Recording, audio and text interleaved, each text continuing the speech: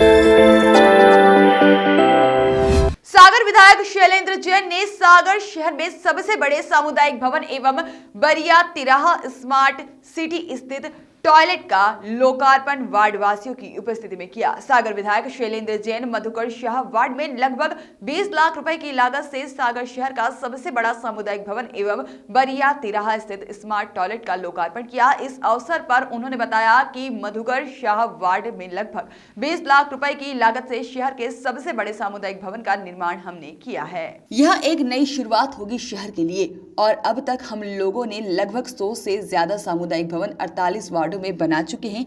इसका उपयोग निम्न वर्गीय मध्यम वर्गीय लोग अपने सामाजिक कार्यक्रमों के लिए करते हैं। अब हमारी इच्छा है कि सामान्य रूप से जो सामुदायिक भवन बनाए गए हैं उससे बड़े और अच्छे सामुदायिक भवनों का निर्माण प्रत्येक वार्ड में कम से कम एक सामुदायिक भवन का निर्माण कराया जाए जो वहां के स्थानीय लोगों के बड़े कार्यक्रमों के लिए करने में सहयोगी हो। इसके अलावा उन्होंने बताया कि शहर में 2 बड़े शादी घरों का निर्माण भी स्मार्ट सिटी के माध्यम से करने जा रहे हैं, जिसमें काफी न्यूनतम लागत में सर्व सुविधा युक्त लोगों को अपने परिजनों की विवाहित कार्यक्रम संपन्न करने के लिए उपलब्ध होंगे। यह शादी घर प्राइवेट मैरिज हॉल की तुलना में कमतर नहीं होंगे बल्कि उससे ज्यादा सर्व सुविधा युक्त होंगे। उन्होंने कहा कि आज के इस उत्साहपूर्ण कार्यक्रम को देखकर मेरे मन में भी अत्यंत संतुष्टि का भाव है। जब सामुदायिक भवन का कार्य प्रारंभ हुआ, इस दौरान 2 से 3 बार मैंने इसका निरीक्षण किया। सामान्यतः बहुत कम सामुदायिक भवनों का निरीक्षण 2 से 3 बार में कर पाता हूं और इससे सभी लोगों की राय और सलाह से काम हुआ तो इसमें कोई भी गलती की गुंजाइश नहीं हुई।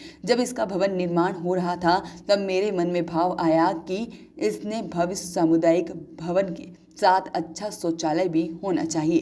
तब हमने निर्णय लिया कि एक स्मार्ट सिटी टॉयलेट इससे लगाकर बनाया जाए तो उसका एक हिस्सा बनकर कार्य करें और साथ ही में इसके निर्माण से सामुदायिक भवन का स्वरूप निखर जाए और एक अच्छे स्थान लोगों को में शौचालय की उपलब्ध हो सके।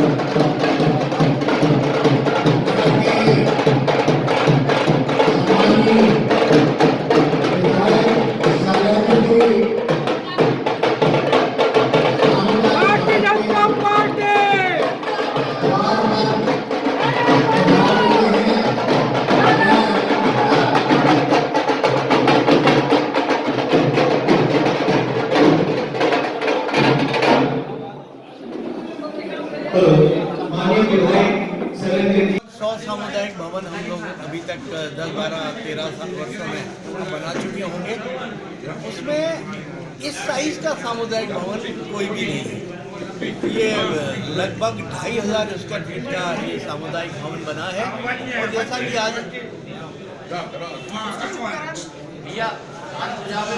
कि आपने आज देखा होगा कि 200, 250, 300 लोग आराम से यहाँ बैठ सकते हैं।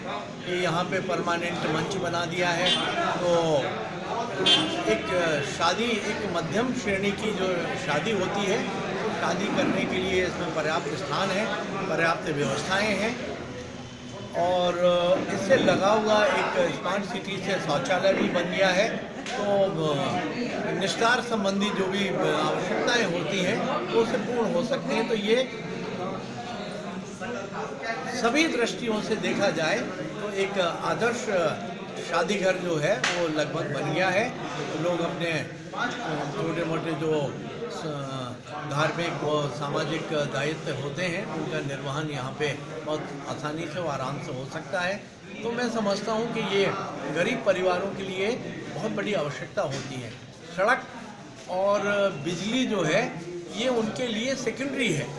उनके लिए सबसे प्राथमिकता ये है कि बेटी का विवाह करने का स्थान कहाँ है।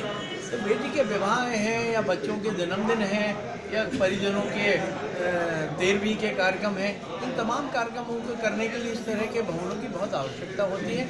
इसलिए ये भवन बनाया गया और इससे मुझे व्यक्तिगत रूप से बड़ी संतुष्टि है कि जिस तरह से हमने कल्पना की थी वो कल्पना साकार हुई है।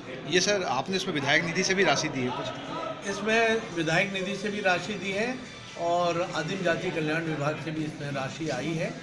और अब हम द्वितीय चरण में स्मार्ट सिटी प्रोजेक्ट के तहत जैसा कि हमने बताया कि हम आर्थिक रूप से कमज़ोर वर्ग के शादी ब्याह इत्यादि के कार्यक्रमों के लिए 2-3 शादी घर हम बनाने वाले हैं, जिसमें सर्व सुविधा युक्त शादी घर होंगे और नाम मात्र के शुल्क के साथ वो शादी घर आम जनता को उपलब्ध होंगे।